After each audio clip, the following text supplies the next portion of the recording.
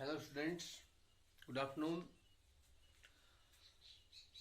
हमने Thompson model और Rutherford model पढ़ लिया था। रदरफोर्ड के मॉडल में जो कमी थी वो देखी हमने कि रदरफोर्ड जेम्स क्लार्क ने मैक्सवेल ने बताया कि भी जब भी कोई चार्ज पार्टिकल एक्सलेट होता है, एक्सलेशन में आता है, तो वो कंटिन्यूसली अपनी एनर्जी लूज करेगा। अब ये मान ली इलेक्ट्रॉन कंटिन्यूसली एनर्जी लूज करा तो अल्टीमेटली किस में आ गिर जाए? न्यूक्लियस में। इलेक्ट्रॉन यहाँ से चला था, ये ऐसे रिवॉल्व कर रहा है, लेकिन ये लगातार अपनी एनर्जी लूज करेगा। अपनी एनर्जी लूज करेगा तो पहले इस पथ पर था, तो धीरे धीरे उसका पथ छोटा होता जाएगा, छोटा होता जाएगा, छोटा होता जाएगा, और अल्टीमेटली न्यूक्लियस में आके फॉल हो जाएगा। अब न्यूक्लियस में गिर जाएगा तो इसका मतलब न्यूक्लियस एटम अनस्टेबल है, जबकि एटम स्टेबल होता है। ये इसकी कमी थी।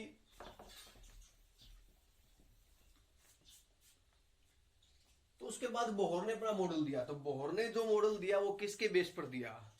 तो उससे पहले हम पढ़ेंगे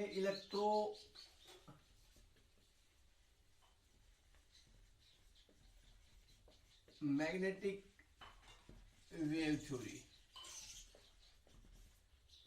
इलेक्ट्रोमैग्नेटिक वेव थ्योरी क्या बताया उसने? ये electromagnetic wave theory James Clerk ने 1864 में दी थी। उसने बताया कि एनर्जी जो इमिट होती है किसी भी सोर्स से, चाहे जो भी सोर्स एनर्जी का, लाइक हीटिंग ऑब्जेक्ट है, बल्ब है, सन है, तो जो भी सोर्स है, energy emitted from any source is continuously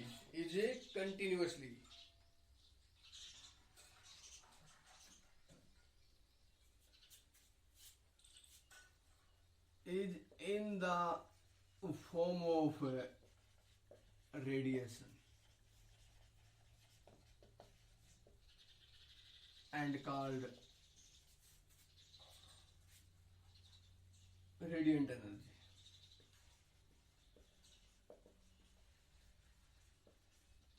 किसी भी सोर्स से जो एनर्जी इमिट होती है, जैसे मान ले सन है या बल्ब है, टॉर्च है, जो भी ग्लोइंग ऑब्जेक्ट है जिससे एनर्जी इमिट हो रही है, कह रहा है वो एनर्जी रेडिएशन के फॉर्म में होती है। किसके फॉर्म में होती है? रेडिएशन के फॉर्म में। और वो कंटिन्यूसली होती है, लगातार एनर्जी उत्पन्न होती रहती है। ये और बताइए जो रेडिएशन है, these radiations consist of electric and magnetic field. ये आपको पहले ही बता देते वैसे पॉइंट, लेकिन थोड़ा सा एक बार फिर रिवाइज कर रहे हैं। ये रेडिएशन के पास इलेक्ट्रिक और मैग्नेटिक फील्ड होता है, और ये जो इलेक्ट्रिक और मैग्नेटिक फील्ड होता है परपेंडिकुलर टू ईच अदर, एक दूसरे के perpendicular and to the propagation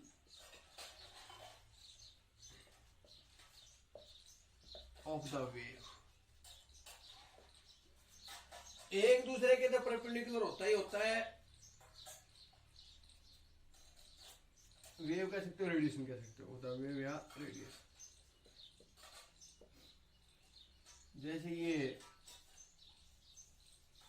एक दूसरे के तो परपेंडिकुलर होता ही होता है, साथ में वो जो डायरेक्शन है रेडिएशन की, जो प्रोपेगेशन जिस रास्ते को जा रहा है, उस रास्ते के भी परपेंडिकुलर, म्यूचुअली परपेंडिकुलर होते हैं।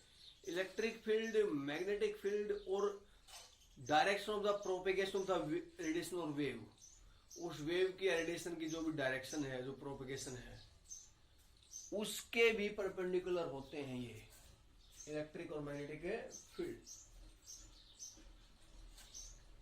ये पॉइंट दिया।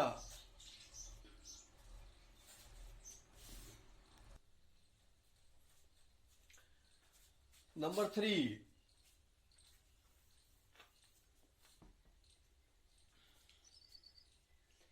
जो रेडिएशन है, सॉरी,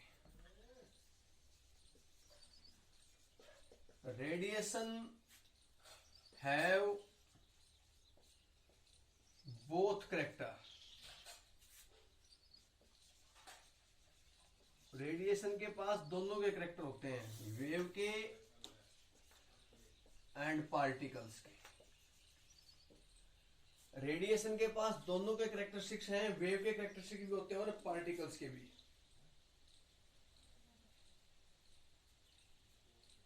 रेडिएशन के पास, सॉरी, वेव के, हाँ, करेक्टर है, वेव के करेक्टर है। Radiation have wave character, wave character and travel with the velocity of light. जो लाइट की वेलोसिटी है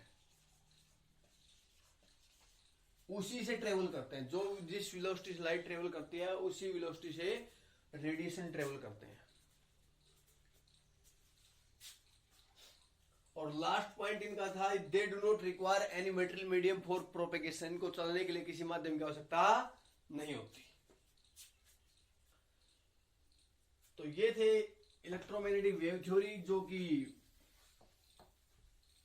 मैक्सवेल क्लार्क ने दी थी 1864 में। तो कुछ वेव के करेक्टर हम पढ़ते हैं। वेव का करेक्टर जैसे वेवलेंथ, देखो, मान लीजिए वेव है तो इसको बोलते हैं क्रस्ट, इसको बोलते हैं ट्रफ। तो किन्हीं दो क्रस्ट के बीच की दूरी या किन्हीं दो ट्रफ के बीच की दूरी, distance between two consecutive crust and consecutive troughs, इसको बोलते हैं wavelength. Distance between any two consecutive crust और ट्रफ्स, किन्हीं दो साथ लगते हैं, कंसेक्टिव साथ, ये दोनों साथ लगते हैं, दोनों साथ लगते हैं, ये दोनों साथ लगते हैं, इसके बाद नेक्स्ट ये दोनों साथ लगते हैं, और साथ लगते हो, ऐसे नहीं जैसे ये किए और एक ये इसके बीच की, ये नहीं होगी वेवलेंथ। वेवलेंथ ये होगी या तो इसके बीच की दूरी या इसके और इसके बीच की दूरी। दो साथ लगती कंसेक्टिव ट्रफ्स एंड क्रस्ट के बीच की दूरी। इसको नैनोमीटर में मेजर करते हैं। वैसे यूनिट इसकी ऐसा यूनिट ही है, ऐसा यूनिट मीटर ही है, लेकिन मीटर बहुत बड़ी यूनिट है, इसलिए स्मॉल यूनिट में इसको मेजर करते हैं नैनोमीटर। लेंथ वाली यूनिट है इसकी, लेंथ वाली। इसको रिप्रेजेंट करते हैं लेमडा से,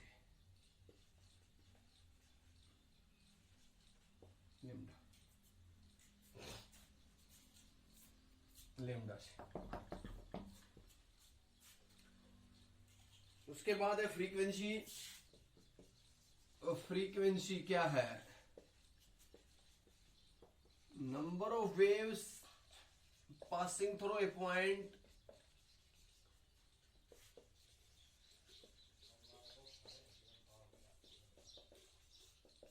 in 1 second। मान लीजिए कोई पॉइंट है, इसमें से 1 सेकंड में कितनी वेव यहां से पास हो जाती हैं, वो उस वेव्स की फ्रीक्वेंसी होती है। अलग अलग वेव्स की फ्रीक्वेंसी अलग अलग होती है।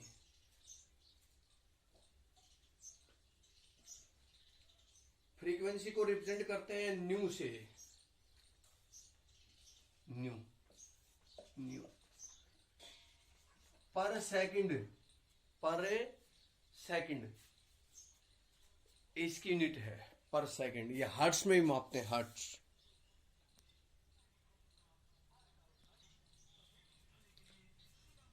हर्ट्ज में माप लेते हैं इसको, HERTZ, हर्ट्ज। ये वेव के करैक्टर पढ़ रहे हैं। वेलोसिटी क्या है? वेलोसिटी तो वही होती है, distance travelled by wave in 1 second. Wave के द्वारा 1 सेकंड में तय की गई दूरी, वो उसकी वेलोसिटी कहलाती है। नीट क्या है, मीटर पर सेकंड, और वेलोसिटी वेव की सी से रिप्रेजेंट करते हैं। एम्पलीट्यूड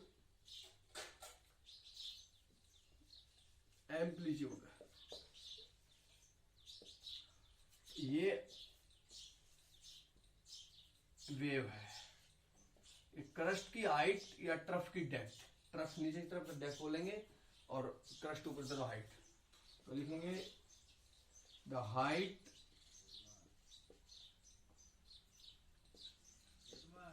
ऑफ द क्रस्ट और depth of trough is called amplitude. इसको एम्पलीट्यूड कहा जाता है, एम्पलीट्यूड बोलते हैं इसको। ए से रिप्रेजेंट करते हैं, यूनिट वही होगी, लेंथ वाला यूनिट है represented by A. Wave number of waves present in 1 centimetre length. 1 centimetre लंबाई में कितनी वेव आ जाती हैं, वो उस वेव का वेव नंबर होता है 1 सेंटीमीटर लेंथ। अब सीधी सी बात है कि एम्पलीट्यूड ज्यादा हो, सॉरी ये वेवलेंथ ज्यादा होगी तो कम आएंगी वेव 1 सेंटीमीटर लेंथ में, तो रेसिप्रोकल ऑफ द वेवलेंथ भी है।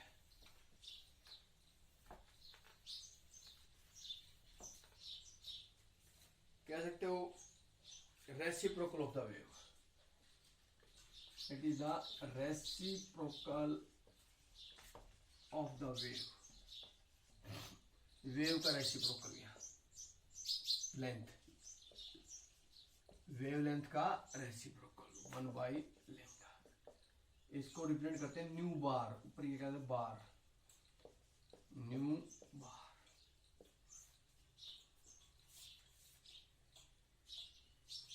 इसकी यूनिट होती है पर सेंटीमीटर, क्योंकि इसकी मान ले सेंटीमीटर है तो इसकी पर सेंटीमीटर होगी, इसकी मीटर है तो पर मीटर होगी, नैनोमीटर ऐसे पर सेंटीमीटर क्या लेंगे, पर सेंटीमीटर।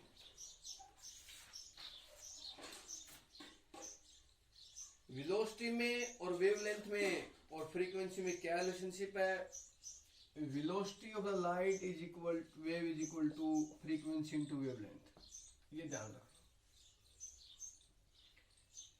वेलोसिटी जो वेव की है वो फ्रीक्वेंसी और वेवलेंथ के गुणा के बराबर होती है।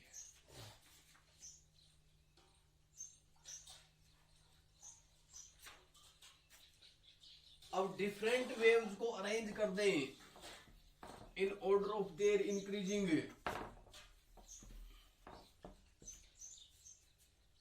Wavelength and decreasing frequency.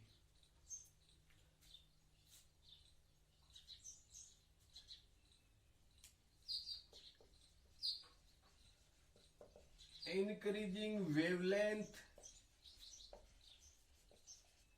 इस तरफ और इस तरफ डिक्रीजिंग फ्रीक्वेंसी।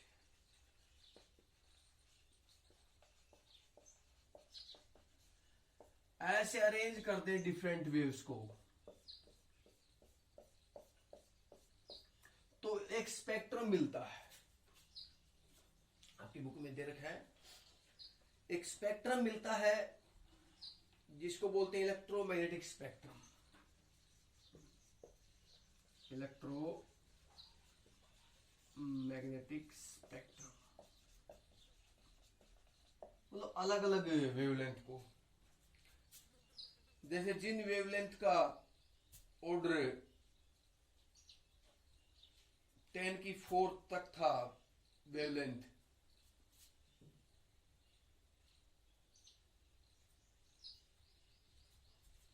उनको रेडियो वेव्स क्या कहा गया, रेडियो वेव्स 10⁻⁴। इसी प्रकार विजिबल रेज, अल्ट्रावायलेट रेज, सभी की अलग अलग वेवलेंथ और फ्रीक्वेंसी होती है। तो सभी को अरेंज कर दिया, एक स्पेक्ट्रम ऑब्टेन होगा जिसको कहा जाता है इलेक्ट्रोमैग्नेटिक स्पेक्ट्रम। इस प्रकार ये ऑब्टेन कर लेते हैं। ये बातें आपको पहले 2 वीडियो में भी करवाई थी, एक बार आज फिर रिवाइज करवा दिया है। वो थोड़ा सा लगा नहीं, मेरे को जचा नहीं, इसलिए इसको फिर करवा दिया एक बार। अगले वीडियो में फिर नेक्स्ट टॉपिक शुरू करेंगे। आज के लिए इतना ही, धन्यवाद।